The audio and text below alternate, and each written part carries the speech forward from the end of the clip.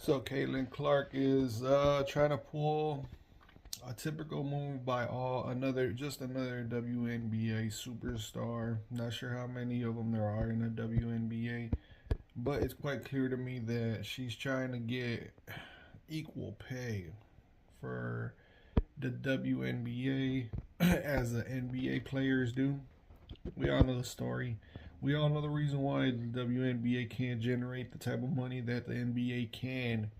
Is because people don't want to watch the WNBA. Like it's a long season. The reason why Caitlin Clark was so successful in college was because it's something new.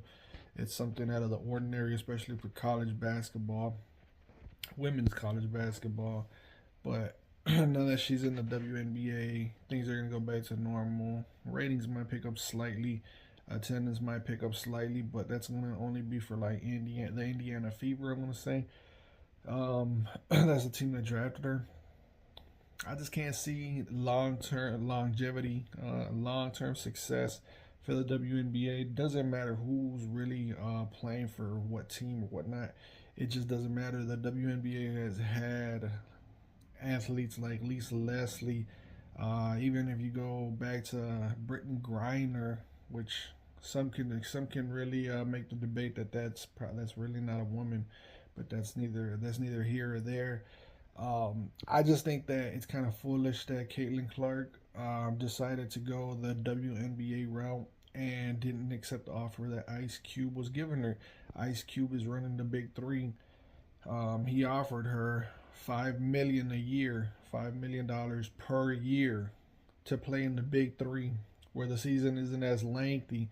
She would have still had her endorsements. She would have played against older athletes. She could have been one of the most athletic stars on the whole entire branch. Her what do you want to call it? Her name, her shit, like her endorsements would have went through the roof. But instead, she decided to go to the narrow path of the WNBA. I don't get it. I don't know. Like people were saying, oh, she made the right move. She made the right move because she's got her name, image, and likeness that provide her more money than what she's making in the WNBA. Well, she could have had that. She could have had that same NIL, and she could have played in the Big Three, making what $4 or $5 million more than what she's bringing home right now for the WNBA. Now she's gonna sound like she's gonna start annoying everybody with the equal pay talk and all that. It's gonna turn everybody off. It's not gonna be good. It's not good for the WNBA. Like they need to shorten the season down. They need to lower the rim. They need to lower the rim down a little bit, and they need to figure out how they can change it. Like I don't know. I don't have any ideas. I don't think that league's been around since I was in elementary school. I'm in my mid 30s, almost in my 40s. That league's not going anywhere. If it would have had a chance, it would have already done that. Like Caitlin Clark is just gonna be something that's around for like 10, maybe 15 years, and before you know it, Diana Taurasi, Sue Bird, and all that, Lisa Leslie, all of them came and gone. Same thing's gonna happen to what's her face, Caitlin Clark. But to me, I would have went with Ice Cube's offer of $5 million a year. It would have been something different. People would have been more in tune because it would have been like, there's always that women can do everything that a man can, especially when it comes down to basketball. Well, then prove it. Go into the Big Three. It's funny because I remember on ESPN's morning show, the one female that's sitting there, she acts like she knows everything, right? And I don't want to come on here and act like I'm against all women, and I'm not really. No, I'm not. But it's just the way she comes off, the wording and the tone of her voice, kind of agitated me. She said she shouldn't take that deal when the topic was being talked about Ice Cube presenting $5 million a year for Caitlin Clark. I don't know what her name is, but it's an ESPN morning show on a talk show on the radio. She said, "Well, I don't think she should take it because if she's not successful in the Big Three, then they're gonna then it's gonna be she went up against buff muscular men and she never had a chance. She should have just gone to WNBA. That excuse is so lame and so tacky because if you go to your local parks and all that, even when you're going to high school gyms, middle schools, elementary, you see females playing with dudes and they're quite successful too.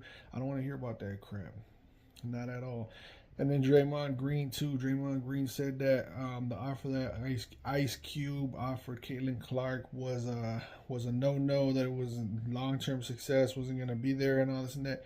Now that she's got the WNBA contract, I want to see what Draymond Green's excuse is like 2 3 years down the road when she's not scratching nowhere near 5 million a year. But hey, he's getting paid, right? For doing what? For kicking guys where the sun don't shine.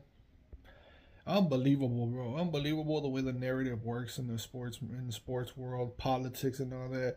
I refuse to watch ESPN. I think maybe like I'll tune into the ESPN radio station for like about 3 minutes every like 3 weeks or something like that.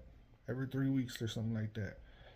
I haven't really been really feeling checking. I haven't really been checking ESPN out the last like 2 3 years because the politics and the narrative that they're always shooting. Miss me with all that, but yeah, I'm getting away from the topic. I think that Caitlin Clark missed a giant opportunity. She should go to the big three. She should show all the females. She should represent the females in the big three, and she'll bring a lot more. She'll even be able to team up with Sue Bird. She'll be able to bring Diana Taurasi, Lisa Leslie, like old timers versus old timers plus the young guns. You know, like what's wrong with that? And she's making two times, if not more, the amount of money. Unreal the way she needs to go to big three. If the offer's still on the table, go to the big three. 5 million a year. Hey, WNBA has never been successful. You're just gonna be another pebble thrown in the sea of complaints. That's all it is.